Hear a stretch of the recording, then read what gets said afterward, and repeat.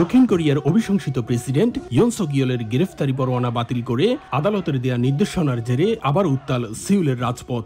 জড়ো হয়েছেন ইয়নের পক্ষে বিপক্ষের আন্দোলনকারীরা। ইয়নের সমর্থকরা এই সিদ্ধান্তের জন্য আদালতকে ধন্যবাদ জানান। অন্যদিকে আদালতের রায়ের বিরুদ্ধে ক্ষোভ জানিয়েছেন অভিশংসিত প্রেসিডেন্টের বিপক্ষের আন্দোলনকারীরা। এর আগে শুক্রবার ইয়েলের আটকের প্রত্যাহারের আবেদন মঞ্জুর করেন সিউলের কেন্দ্রীয় জেলা আদালত। ডিসেম্বরে দেশটিতে সামরিক আইন ঘোষণার কারণে 15 জানুয়ারি তাকে আটক করা হয়। এর 51 দিন পর তাকে মুক্তির আদেশ দিলেন আদালত।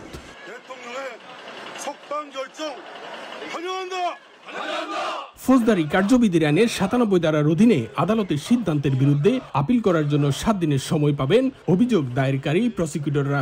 এছাড়া প্রেসিডেন্ট পদ থেকে সাময়িক বরখাস্তের সিদ্ধান্ত স্থায়ী হবে কিনা তা জানা যাবে চলতি মাসেই।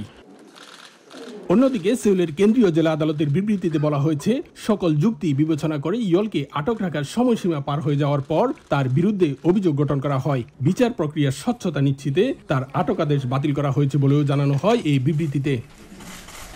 দক্ষিণ কোরিয়া থেকে মোহাম্মদ হানিফ, সময় সংবাদ।